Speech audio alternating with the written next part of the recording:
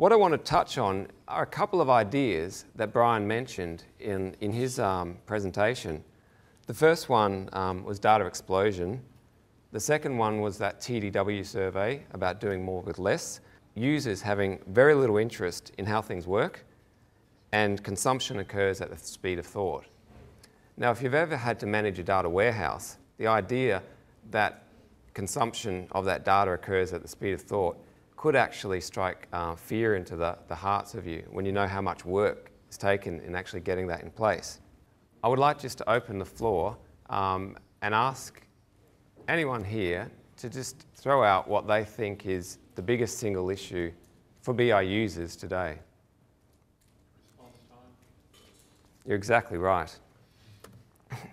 And I didn't prep that up beforehand. So it is slowness. Response times are a big issue out there. Just very quickly, the global survey, the BI survey 2009, this goes out to a few thousand organizations around the world.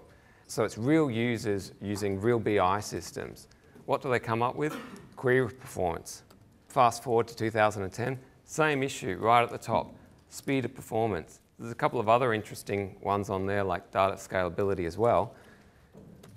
Anyone who knows anything about data warehousing, and when you're using BI tools, a lot of the data does come from the data warehouses. This fellow here, Ralph Kimball, is the godfather or the father of data warehousing. His top 3 issues, which I've summarized here, are speed, again. He also talks about costs. So he talks about the costs of implementation, the costs of hardware, the costs of support, and the costs of surprises. You know, things change from the user's perspective, and how do they have to actually deal with that? There's a lot of rework when you're re-indexing tables. Now, Chris has shown us a fantastic demonstration of Jaspersoft BI Suite 4. And it's pretty exciting. You can go and download it, have a look at it. You want to bring it out and roll it out in your organization, so you pop out the shrink wrap.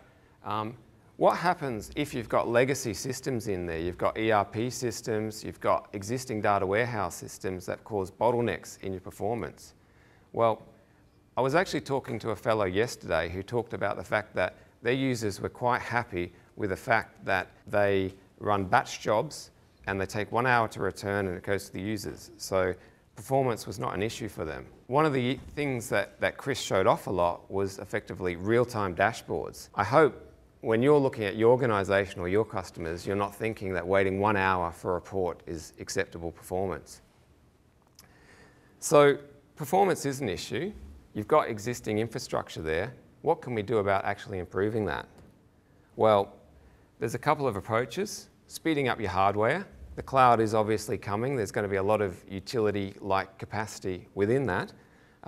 Or we can actually take what you've got now and work a little bit more quickly and a little bit more smartly in that environment. So just briefly on hardware. Every year with databases, you get to see incremental improvements. They do speed it up a little bit, but a lot of it's just incremental improvement in hardware as well. And really, if you go out and want to shell out a lot of money for new hardware every other year, what happens, it's not like you're going to keep a nice racing car in the garage. If users actually want to get value out of this, they're going to want to throw a caravan onto the back of it. They want to drive it off-road if they really want to put this hardware through its paces. So you can be in this cycle, which is a classic vendor approach of basically just going out and spending more and more money to try and deal with that fact that data volumes just keep rising and rising. So there's another approach. That approach is really about the company Ingress, and they've been working on a quiet revolution over the last few years. That revolution is called VectorWise, and it's quite to that point of Brian's about people don't care how it works. I'm not going to explain anything about how it works. If you want to know how it works, have a chat to some of the Ingress guys who are sitting up the back here. But the most important thing is that it speeds up your business. It saves you time because you're not spending a whole bunch of time indexing tables. Sorry if that's what you've actually made your career out of doing. They're potentially more interesting ways that you can spend your time. Just a side note here. On my way here this afternoon, I had a phone call from, I'm with ANZ, and it was their e-crimes division. My login had been compromised, and some from who knows where had actually deposited money into my bank account, which is kind of nice, except that they'd stolen it from other ANZ customers. And generally I don't find that a whole lot of reasons to be grateful for my bank, but I was genuinely grateful. I was grateful that they have real systems, that they have data mining processes that can deal with the absolute number of transactions and data that are actually going through in their operational environment. And banks, for example, do have a lot of data. About 10 years ago, I did work with one of the largest UK banks.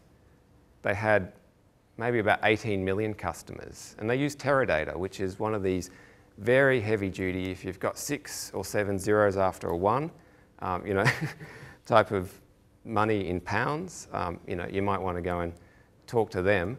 And I'd always been interested in the idea of how can you get that kind of high-end performance, but to an organisation that is not a global financial service provider. I was actually talking to John from VectorWise yesterday, and he mentioned that this same organisation have gone out and actually purchased and are now using the VectorWise. So this technology is pretty new, but it's also quite proven as well. Now, what I'm going to do is a time trial.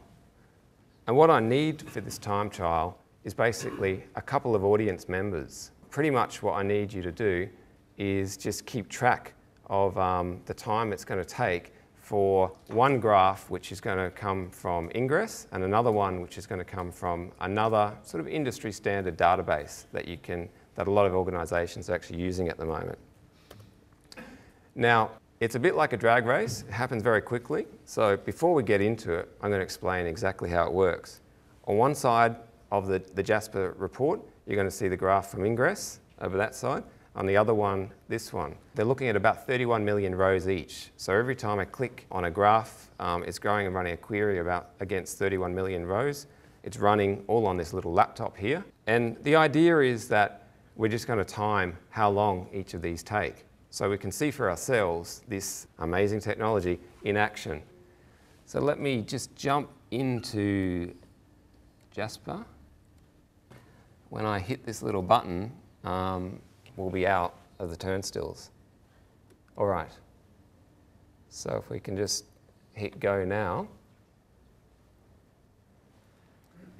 Now on the left-hand side, you can see something started appearing, which is great. And there you go. And what you can see here is that graph, as I talked about. I might say, well, I'm interested in the USA, so let's drill down and have a little bit more of a look at what's happening below that. And so I'm pulled up into the city sales inside the USA. I might just want to have a look at the drinks here in Portland, because drinks in Portland are doing fairly well at the moment, so I've heard. And you can see the information come up there. So in the time taken there, we've seen us basically getting down to the detail while we're waiting for the initial one to get to the first post. Could I have a time back, please? 1 minute. 7 seconds. Thank you. So that's just a really simple example of what you can do on the same hardware, doing no indexing, not changing anything, just pumping the same data through the VectorWise. And so it's not just me doing silly demonstrations that actually exemplifies what we're looking at here. There's this very well-established group here called the TPC who go out and do these benchmarks on database technology. Now these results are really, really important because they're absolutely followed to the letter in terms of the way that they're conducted. And what you can see here is not just an incremental improvement in performance, but something fairly revolutionary. So what that means, of course, is got the same reports that you're looking at now, and you could be looking at seconds rather than minutes to deliver that. Now, it's not just speed for performance. What that means is if you're suddenly simplifying your projects, you're not building all these indexes and you're not building all these summary tables, but you can essentially just grab data from source systems and speed it up, you might be able to do a whole lot more within the same time period. And that means, of course, that whether you're talking about your customers, if you're a software developer, or you're talking about your internal users, they're going to be a whole lot happier with what they're seeing. So just to jump back to the Jasper reports and the Jasper server that we saw earlier. So you have gone and bought this. Now, if you are a greenfields organization with no BI capability in place, you don't need a data warehouse. You can basically use the VectorWise to grab information and speed it up without impacting those source systems. However, if you do have existing infrastructure and IP and investment inside those data warehouses, the VectorWise effectively provides you a cost-effective and complementary way to speed up the performance of key analytical applications. So you might have a particular domain or users within that who need particular heavy-duty analytics, and you're struggling to try and fit that within this corporate or enterprise-wide data warehouse. That's a type of application that you could deploy very quickly using the VectorWise. In terms of running things from it, you can just hit SQL against it. So there's no new skills there to be learnt or anything like that.